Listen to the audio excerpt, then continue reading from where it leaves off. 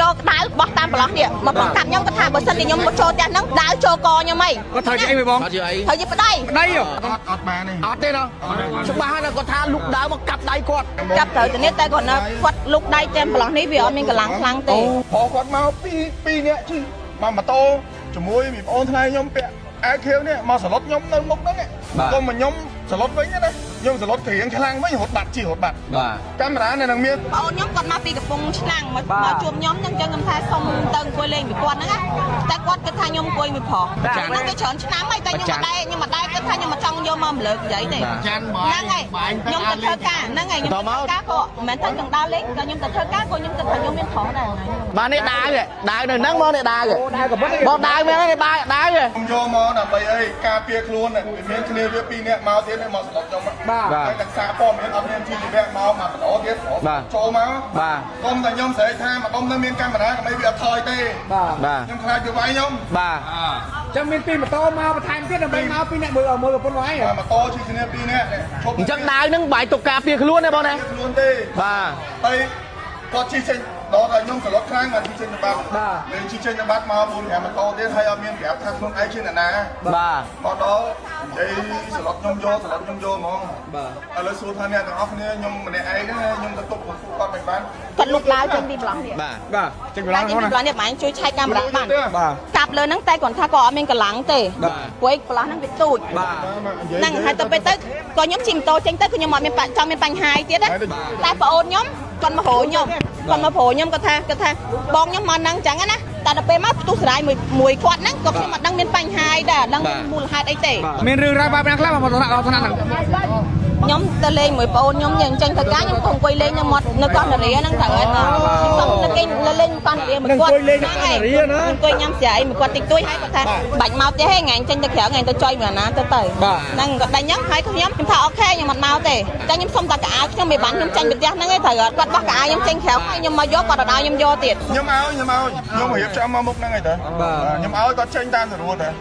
តែចាំដោះស្រាយគ្នាបើមិនដោះស្រាយក៏អត់ទៅប៉ុន្តែខ្ញុំមួយគាត់គឺអត់មានអីបន្តទៀតបងឈឺចាប់ណាបងប្រាប់បងតែមិនចេញពីយប់មកទៅបងនិយាយមែនបាទបាត់ស្រាជីនរ៉ូពីរដបហើយនៅក្នុងផ្ទះtôiយកមុខកុំព្យូទ័រខ្លួនឯងថាមូលហេតុអីបានប្រពន្ធខ្លួនឯងធ្វើម្ដងហើយម្ដងទៀតគាត់បាត់បងទៅយ៉ាងម៉េចអូនិយាយដឹងតែបងឈឺចាប់បងនេះឈឺចាប់ហើយឈឺចាប់បាយមិនបើថាឥឡូវគាត់ខុសហេតុអីមិនព្រមហៅគាត់ទៅសង្កាត់ឬក៏ទៅណានិយាយចរចាគ្នាដាច់ស្រេចទៅបងកុំឲ្យឆ្លោះតោះតែងគ្នារហូតដល់ថ្នាក់ខាងនោះគេថាកាបាយកាប់គេហើយខាងបងឯងបោះអាវគេអញ្ចឹងណាវាបាក់អញ្ចឹងណាតើបងឯងហៅញាធម៌អត់ដល់ស្រែងគ្នាហ្មងដោយសារក្តីស្រឡាញ់បងតែចិត្តពីគាត់បានបត់ទៀតទៅហ្នឹងមានកូនមួយគ្នា3ខែតែទៅមើលគាត់ទៅតែចង់ទៅការមកដើរផឹកទីមួយផឹកប្តីណាត្រង់បានណែពួកឯងពួកឯងគេដល់មកថាបងមានគេចាំមកពួកឯងគេមកមានមកខ្លាំងហើយពួកឯងឡៃណាធាត់បានពួកឯងឡៃណាធាត់បានពួកឯងឡៃណាមកពួកឯងគេតាប់ពីនេះពួកឯងពួកឯងមើលពួកឯងមកហើយមកចាំไปហើយមកបងប្រឹងបានអូខេមកចូលស្វាឈរស្ងៀមចង់សឡុតខ្ញុំចង់វាយខ្ញុំហ្នឹងមិញអត់តន់នឹងអីសោះស្បាក់ទេក្មេងទៅហើយមិនបានវាយបងទេមិញអត់តន់បានវាយទេព្រោះសារខ្ញុំថយតន់ខ្ញុំថយចូលផ្ទះមកតំបង3 4ម៉ូតូសួរថាខ្ញុំម្នាក់ឯងខ្ញុំទប់ជាប់ណាដៃទៅទេមកចំនួនជាមួយអ្នកសារព័ត៌មានទៀតអ្នកសារព័ត៌មានថាយបងឯងបានឆ្លោះគ្នាមកឥឡូវបងឯងស្ដាប់ខ្ញុំណាបាទខ្ញុំមិនដឹងថាពួកក្មេងៗហ្នឹងកូនចៅហ្មងអត់ទេអត់ទេតែមកដល់ខ្ញុំនិយាយអត់តាន់ផុតខាងនោះកាត់ខ្ញុំនិយាយអត់តាន់ផុតខាងនោះកាត់ខ្ញុំនិយាយថាពួកបងឯងហ្នឹងណាគេហៅមកខ្ញុំនិយាយអត់តាន់ផុតទេប៉ុន្តែខ្ញុំអត់មាននិយាយភាសាស្រួលទេតែមកខ្ញុំនិយាយអត់តាន់ចប់ទេសឡុតខ្ញុំយកខ្ញុំភ័យខ្ញុំដើរថយក្រោយបាទខ្ញុំស្រែកថាណាជុំវិញផ្ទះខ្ញុំហ្នឹងមានកាមេរ៉ាមកនាងថយទៅវិញដោយសារតែភាគីខាងប្តីគាត់បានបោះបង្វិចចេញមកក្រៅផ្ទះដោយសារតែខឹងប្រពន្ធគាត់នេះផឹកស៊ីដើរលេងយប់អាត្រាតអត់ចូលផ្ទះហើយចំណែកខាងប្រពន្ធគាត់ថាប្តីរបស់គាត់នៅពេលដែលគាត់ខឹងគាត់បានប្រើប្រាស់ហិង្សាមកលើគាត់ដោយយកកៅអៅសម្ភារៈរបស់គាត់នឹងបោះចេញមកខាងក្រៅផ្ទះហើយក៏ថែមយកតែកបិតមិញហ្នឹងបាទកបិតមួយដើមកបិតមួយបាទដបងហើយក៏ កាប់ទៅលើប្រពន្ធគាត់បាទប៉ុន្តែអត់មុតទេបាទអញ្ចឹងទួលនីតិនេះបើសិនជាគាត់នៅតែឆ្លោះប្រកែកគ្នាមិនត្រូវរើគ្នាទេអញ្ចឹងយើងមានតែហៅសមាជិកដើម្បីមកសម្របសម្រួលហៅភាគីទាំងប្តីហៅភាគីទាំងប្រពន្ធយកទៅប៉ោះដើម្បីសម្របសម្រួលគ្នាកុំឲ្យឆ្លោះទាស់តែងគ្នាឈានដល់ថ្នាក់ប្រើអំពើហិង្សាដូចអំបញ្ញមិញអញ្ចឹងសាប៊ូសាហារ៉ាជាប្រភេទសាប៊ូដែលអាចប្រើបានទាំងបុរសនិងនារីដែលផ្សំចេញពីវត្ថុធាតុដើមល្អៗជាច្រើនមុខដើម្បីជួយកាត់បន្ថយការជ្រុះសក់បំបត្តិអង្គែធ្វើឲ្យសក់ទន់រលោងពិសេសស្បែកក្បាលត្រជាក់ស្រួលបង្កើតដោយសារជាតិម៉ង់តុលបន្ថែមដោយក្លិនប្រហើរនិងធ្វើឲ្យអារម្មណ៍ស្រស់ស្រាយតាំងពីកក់លើកដំបូងចំពោះសាប៊ូដុសខ្លួនសាហារ៉ាវិញមានសារជាតិ Gold Collagen ជួយឲ្យស្បែកមានសំណើមភ្លឺរលោងសម្រាប់បាក់តេរីកម្ចាត់ក្លិនមិនល្អនិងមានក្លិនក្រអូបប្រហើរសាហារ៉ាជាផលិតផលប្រទេសកម្ពុជាសុទ្ធសាធផលិតឡើងដើម្បីលើកស្ទួយនិងគាំទ្រផលិតផលជាតិ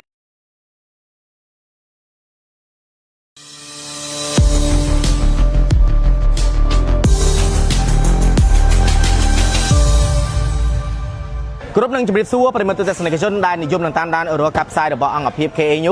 KNU Today នៅវេលាម៉ោងប្រហែលជាង11យប់ត្រូវនៅថ្ងៃទី8ខែកក្កដាឆ្នាំ2026យើងនេះគឺមានរឿងរ៉ាវប្តីប្រពន្ធ2នាក់ដោយមិនចោះសម្រងគ្នាភាគីខាងប្រពន្ធដើរផឹកស៊ីមកដល់ផ្ទះវិញក៏ត្រូវបានប្តីបោះបង្វិចចេញក្រៅផ្ទះហើយក៏ទាញកាំបិតបាទនឹងដំបងបាទកាប់ទៅលើប្រពន្ធតែមិនរងរបួសអីទេបាទក៏ឆ្លោះទាស់តែងគ្នាក៏ស្របពេលមានអ្នកសារព័ត៌មានមួយក្រុមមកដល់ទីតាំងក៏ឆ្លោះជាមួយអ្នកសារព័ត៌មានទៀតបាទអញ្ចឹងមិនដឹងថាអ្នកសារព័ត៌មានមួយណាទេបាទឆ្លោះប្រកែកទាស់តាំងគ្នាមិញនេះ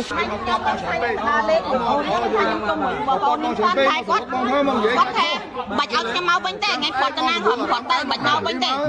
ហើយទៅគាត់ថតកៅអៅខ្ញុំខននៅបោះនៅកន្លែងនេះបាទចំនួនគ្រួសារជាមួយប្តីបងហ្នឹង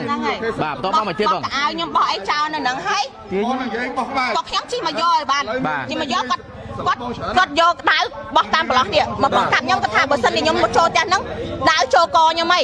ហើយបងឯងមកទៅបងអាសហ្នឹងមកណាហ្នឹងហើយគាត់ត្រូវជាអីវិញបងគាត់ជាអីត្រូវជាប្តីបាទអញ្ចឹងគម្រាមកាត់បងហ្នឹងហើយតែបានកាត់បងមិញកាប់ត្រូវទៅនេះតែគាត់ណាគាត់លុកដៃតាមប្រឡោះនេះវាអត់មានកម្លាំងខ្លាំងទេចាខ្លាំងយើងបើសិនពីអ្នកហ្នឹងគាត់មានដាវនៅក្នុងហ្នឹងមានរឿងរ៉ាវបែបណាខ្លះមកដល់ថ្នាក់ហ្នឹងខ្ញុំទៅលេងមួយប្អូនខ្ញុំអញ្ចឹងទៅការខ្ញុំក៏អង្គុយលេងនៅមាត់នៅកោះនារីហ្នឹងត្រូវហើយខ្ញុំទៅគេលេងកោះនារីមួយគាត់អង្គុយញ៉ាំស្រាយមួយគាត់តិចតួចហើយគាត់ថាបាច់មកផ្ទះហេថ្ងៃចេញទៅក្រៅថ្ងៃទៅចុយមួយណាទៅហ្នឹងគាត់ដេញហ្នឹងហើយខ្ញុំថាអូខេខ្ញុំអត់មកទេតែខ្ញុំសុំតែកៅអៅខ្ញុំមិនបានខ្ញុំចាញ់ទៅផ្ទះហ្នឹងឯងត្រូវអត់គាត់បោះកៅអៅខ្ញុំចេញក្រៅហើយខ្ញុំមកយកគាត់ទៅដល់ខ្ញុំយកទៀតបាទនៅពេលដែលគាត់បោះកៅអៅចេញហើយយ៉ាងម៉េចទៀតបងរឿងរ៉ាវផ្ទុះយ៉ាងម៉េចទៀតគាត់និយាយថាខ្ញុំមកដល់មុខផ្ទះហ្នឹងគាត់គ្រាន់តែសេកនៅហើយគាត់លុកឡាវចេញពីប្រឡោះនេះបាទចេញពីប្រឡោះនេះបានជួយឆែកកាមេរ៉ាបានកាប់លើហ្នឹងតែគាត់ថាគាត់អត់មានកម្លាំងទេព្រោះប្រឡោះហ្នឹងវាទូចហ្នឹងហើយទៅពេលទៅក៏ខ្ញុំជិះម៉ូតូចេញទៅគឺខ្ញុំអត់មានចង់មានបញ្ហាទៀតណាតែប្អូនខ្ញុំគាត់មកហៅខ្ញុំគាត់ថាបងខ្ញុំមកហ្នឹងអញ្ចឹងណាតែដល់ពេលមកផ្ទុះស្រាយមួយគាត់ហ្នឹងក៏ខ្ញុំអត់ដឹងមានបញ្ហាអីដែរដឹងមូលហេតុអីទេប្អូនខ្ញុំគាត់មកពីកំពង់ឆ្នាំងមកជួបខ្ញុំអញ្ចឹងខ្ញុំថាសុំទៅអង្គុយលេងមួយគាត់ហ្នឹងណាតែគាត់គិតថាខ្ញុំអង្គុយមួយប្រុសហ្នឹងហើយគាត់គិតថាខ្ញុំមានប្រុសបាទចាហ្នឹងវាច្រើនឆ្នាំហើយតែខ្ញុំមិនដែរគិតថាខ្ញុំមិនចង់យកមកម្លើកនិយាយទេហ្នឹងហើយខ្ញុំទៅធ្វើការហ្នឹងហើយខ្ញុំទៅធ្វើការក៏មិនមែនតែទាំងដើរលេងក៏ខ្ញុំទៅធ្វើការក៏ខ្ញុំគិតថាខ្ញុំមានប្រុសដែរហ្នឹងបាទ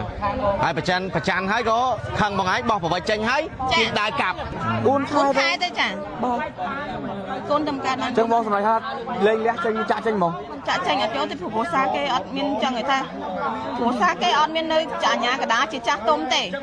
កូនគេខុសប៉ុណ្ណាក៏យើងណាកូនគេល្អកូនគេនៅអត់ត្រូវបាទអរគុណបងអរគុណតែឥឡូវយើងអាចសម្របសម្រួលគ្នាបានទេបងយើងប្តីប្រពន្ធយើងសោះអាចយកកៅអៅតែសម្របច្រើនទេវាច្រើនដងហើយមិនមែនករណីនេះមិនទៅកាត់ឡើងម្ដងទេច្រើនដងហើយបងរឿងរ៉ាវអំបញ្ញមិញហ្នឹងបងស្រីចោទថាបងយកដាវកាប់ដៃគាត់មែនអត់ទេបងឥឡូវបងអូនសុំសួរក្នុងនាមបងអូនជាអ្នកសារព័ត៌មានផ្ដាល់ប័ណ្ណសម្ភារមកចាហៀងអត់កើតទេតោះតែផ្ដាល់ប័ណ្ណសម្ភារមួយបងមួយទៀតបានវាដឹងសាច់រឿងថាអ្នកណាខុសអ្នកណាត្រូវឥឡូវខ្ញុំសុំឲ្យវិញបាទបងបាទពួកបងសារព័ត៌មានបងប្អូនសារព័ត៌មានទាំងអស់គ្នាវិញបាទបងពួកបងឯងមកសភាឥឡូវគាត់និយាយថាសឹកដឹងខុសត្រូវដែរសិតតែសវឹងរៀងខ្លួនអត់ទេបងពួកខ្ញុំមកចោះធ្វើការពួកខ្ញុំមិនដែរផឹកស៊ីទេខ្ញុំនិយាយប្រពន្ធខ្ញុំអូនថ្លៃខ្ញុំបាទសូម្បីតែខ្ញុំក៏យើងសវឹងដែរអញ្ចឹងមកខ្ញុំនិយាយអីទៅខ្លាចខុសខ្ញុំអត់ហ៊ាននិយាយទេបាទព្រោះអី nhóm của tôi là thử ban lái cái nông của con ở đây thì cung thử hết បាទតែបានកាប់អត់រឿងអាលើកដៃកាប់ប្រពន្ធហ្នឹងមែនអត់ទេ ọt bàn này អត់ទេណាច្បាស់ណាគាត់ថាលុកដើមមកកាប់ដៃគាត់ nhóm đang tha bởi trong ban cái hai tha bò miền bật បាទបងបាទឲ្យច្បាស់កាល bật mấy cát bờ sờ bằng hình បងមុនហ្នឹង miền đang không phải បងបជាខ្លីៗកុំឲ្យថាប្អូនសុភ័ក្រមកខាង môn na môn bộ bảy máu បាទ bộ bò xa bò miền máu បាទ miền kia con pi mà toទៀត ពីណាគេបង ọt score เลยដឹងពីណាគេ បាទ ជីម៉ូតូបងមិនPCX ADV បាទ ពីរនាក់នេះ បាទ មក3នាក់មកឈរស្រីស្លុតខ្ញុំអីមិនខ្ញុំអត់ដឹងទេ បាទ ស្រីស្លុតខ្ញុំក៏ស្រែកវិញថាតាហ៊ានចូលផ្ទះខ្ញុំ បាទ ដល់ខ្ញុំមានវិធានការការពារខ្លួនហើយ បាទ ហ្នឹងហើយរត់បាត់ពីរនាក់រត់បាត់ បាទហើយ ចាំស្អែកខ្ញុំសុំគេឆែកកាមេរ៉ាខ្ញុំផ្ញើបងទេប៉ុន បាទ ពីរនាក់ឈប់នៅនេះ ចុះបងឥឡូវ ហើយស្រីស្លុតខ្ញុំ រឿងរ៉ាវនេះមិនទេបងឥឡូវធ្វើយើងត្រូវមិនអីទៀតដល់ស្រែ ស្អែកហ្នឹងគឺនៅពេលដែលស្វាងស្រែបាននិយាយគ្នាត្រូវ បាទ បាទ តែគាត់បងស្រីគាត់ថាចុះចេញតែខ្លួនហើយយកកូនទៅតាមមិនដែរបងកំភពអត់ កូនខ្ញុំនៅស្រុកមានកូនទៅណាហ្នឹង បាទ កូននៅផ្ទះម៉ែគាត់ហើយគាត់តែមើល ក៏អាចយកទៅបង ខ្ញុំរៀបចំមកមុខហ្នឹងហើយតើខ្ញុំឲ្យគាត់ចេញតាមស្រួលតើស្អែកចាំដោះស្រាយគ្នាបើមិនដោះស្រាយក៏អត់ទៅប៉ុន្តែខ្ញុំមួយគាត់គឺអត់មានអីបន្តទៀតទេព្រោះគាត់ធ្វើជ្រុលហើយគាត់ហៅនេះព្រោះគាត់មកពីរនាក់ជិះមកម៉ូតូជាមួយមីប្អូនថ្លៃខ្ញុំពាក់អាខៀវនេះមកសឡុតខ្ញុំនៅមុខហ្នឹងកុំមកខ្ញុំសឡុតវិញណាខ្ញុំសឡុតក្រៀងខ្លាំងវិញរត់បាត់ជិះរត់បាត់ បាទ កាមេរ៉ានៅនឹងមានស្អែកខ្ញុំនឹងថតខ្ញុំសុំថតយ៉ាទៅបងទេប៉ុនហើយចាំចែកឆ្លើយឲ្យពួកបងឯងចុះ បាទ បងការពេញច្បាប់ឬក៏យ៉ាងណាបង អត់បានការទេ អូ តែខ្ញុំមិនបាក់និយាយទៅវាដូចដែលលើពាក្យចាស់និយាយអត់ ឯងគ្រូឯងចឹក បើស្ដោះលើធុងឯងហ្នឹងហើយអញ្ចឹងអត់ចង់និយាយអីទេតែប៉ុណ្្នឹងហ្នឹង បាទ ពលិសអ្វីដែលបងស្រីគាត់ខឹងគាត់លើកឡើងមុនហ្នឹងមិញថាគាត់មកសុំតែកៅអៅទេតែអ្វីដែលគាត់ខឹងធ្វើឲ្យមានការឡាំប៉ាឈានដល់ការប្រកែកនេះបាទគាត់ថាតែបងបោះកៅអៅចេញមកក្រៅ រឿងវាវែងឆ្ងាយជាងហ្នឹងស្ដាប់បងតែឥឡូវគាត់ពងសង្វឹងបងកំពុងសង្វឹងណាតែចាំស្អែកចាំបងនិយាយតែរឿងអីក៏ដោយណាវាមានហេតុទៅវាមានផលមានភ្លើងទៅវាមានផ្សែងតែរឿងគ្រួសារជាគៀងតែអ្នកណាភ្លឺតែអ្នកហ្នឹង បាទ ហ្នឹងហើយជាគៀងតែអ្នកណាភ្លឺតែអ្នកហ្នឹងអញ្ចឹងបងហ៊ាននិយាយអីទេនិយាយទៅដូចហែកធុងក្អែកឆឹកអញ្ចឹងបងឈឺចាប់ណាបងប្រាប់បងតែមិនចេញពីយំមកតែបងនិយាយមែន បាទ បាត់ស្រាជីនរោអស់ពី2ដបហើយនៅក្នុងផ្ទះ បាទ tôi dùng một computerខ្លួនឯង បាទ តែមកឡើងអីបានប្រពន្ធខ្លួនឯងធ្វើម្ដងហើយម្ដងទៀត គាត់ក្បត់បងទៅយ៉ាងម៉េច អូនិយាយនឹងតែបងឈឺចាប់ទៅហើយ ឈឺចាប់ហើយឈឺចាប់បាយមិនបើថាឥឡូវគាត់ខុសហេតុអីមិនព្រមហៅគាត់ទៅសង្កាត់ឬក៏ទៅណានិយាយចរចាគ្នាដាច់ស្រេចទៅបងកុំឲ្យឆ្លោះតោះតែងគ្នារហូតដល់ថ្នាក់ខាងនោះគេថាកាបាយកាប់គេហើយខាងបងឯងបោះអាវគេអញ្ចឹងណាវាពិបាកអញ្ចឹងណាតើបងឯងហៅកញ្ញាធំអត់ដល់ស្រែងនេះហ្មង ដោយសារក្តីស្រឡាញ់អូនតែចិត្តពីគាត់បានបងអត់ហ៊ានទៅនឹងមានកូនមួយគ្នាបីតែតែទំនើគាត់ទៅតែខ្ញុំទៅតាមមកដើរផឹកទីមួយផឹកប្តីណាទ្រាំបានសួរបងខ្ញុំនឹងគេថាបងសំដែងទៀតចង់សឡុតខ្ញុំចង់រវៃខ្ញុំហ្នឹងមិញបាទគាត់នឹងរឿយសោះស្អាតវែងเลย ហើយមិនបានវាយបងទេមិញ អត់ទាន់បានវាយទេព្រោះសារខ្ញុំថយទាន់ខ្ញុំថយចូលផ្ទះ បាទ អូមិនថាគេសឹកពួកឯង ណែពួកឯង ពួកឯងគេ ដល់ហើយមក សាប់មានគេចង់ពួកឯងគេគេមកមានមកខ្លាំងមក ពួកឯងឡើងណាថតបានពួកឯងឡើងណាថតបានពួកឯងឡើងណា ផានមកពួកឯងគេសាប់ពីនេះ តែមានពួកឯងទេ ពួកឯងគេ មើលពួកឯង មកឲ្យមកចង់ไปមកប្រឹងឲ្យមកបង ប្រឹង បានអូខេ អូខេ អូខេមកចូលស្វា ឈរស្ងៀម មកបាន ឈរស្ងៀមនេះ ពួកឯងមកពីណាពួកឯងមកពីណាចូលមុខចឹងមកអាណាខាងមកហើយយើងពាក់កាតទៅក៏យើងចូលមកធំមិនក៏តែខ្ញុំទៅបងទៅទៅទៅណាខ្ញុំទៅបងថាឲ្យបងខ្ញុំទៅបងថាយបង មកđây ê ប៉ុន្តែខ្ញុំគ្រាន់ប្រាប់ឯងថា ចូលមកវិញ បងខ្ញុំវាអត់គាត់ដូចវាដែរទេបង បងអាជាតិស្រីបងសុំសួរមិន ខ្ញុំមកអញ្ចឹងទេបង ឆាតទៅបុគ្គលខាងជាតិបាត់កាត់ក្បាលបុគ្គលខាងខ្ញុំ ខ្ញុំសោមមក តែឥឡូវខ្ញុំមកតន់ ចុះតែឃើញបងកាន់កបិតកាន់អីមិញ បងមានបងបងតាមគ្រប់ដាងបងទេបាទខ្ញុំសុំតែនេះឆែកកាមេរ៉ាវិញបងតែរឿងរ៉ាវចម្រុងចម្រាស់ប្តីប្រពន្ធពីរនាក់ឈានដល់ថ្នាក់ទាញដាវទាញដំបងបាទកាប់គ្នានៅត្រង់ចំណុចផ្លូវបេតុងមួយកន្លែងដែលស្ថិតនៅក្នុងសង្កាត់បឹងសាឡាងខណ្ឌទួលគោកផងដែររឿងរ៉ាវទាំងអស់នេះបានកើតឡើងកំពុងតែមានការភ្ញាក់ផ្អើលដោយសារតែភាគីខាងប្តីដោយសារតែភាគីខាងប្តីគាត់បានបោះបង្វិចចេញមកក្រៅផ្ទះដោយសារតែខឹងប្រពន្ធគាត់នេះផឹកស៊ីដើរលេងយប់អាធ្រាត្រអត់ចូលផ្ទះហើយចំណែកខាងប្រពន្ធគាត់ថាប្តីរបស់គាត់នៅពេលដែលគាត់ខឹងគាត់បាទបានប្រើប្រាស់ហិង្សាមកលើគាត់ដោយយកកៅអាវបាទសម្ភារៈរបស់គាត់នឹងបោះចេញមកខាងក្រៅផ្ទះហើយក៏ថែមយកតែកបិតមិញហ្នឹងបាទកបិតមួយដើមនិងដាវកបិតមួយហើយនឹងបាទដំបងហើយក៏កាប់ទៅលើប្រពន្ធគាត់បាទប៉ុន្តែអត់មុតទេបាទហើយឥឡូវរឿងរ៉ាវចម្រុងចម្រាស់ទាំងអស់ហ្នឹង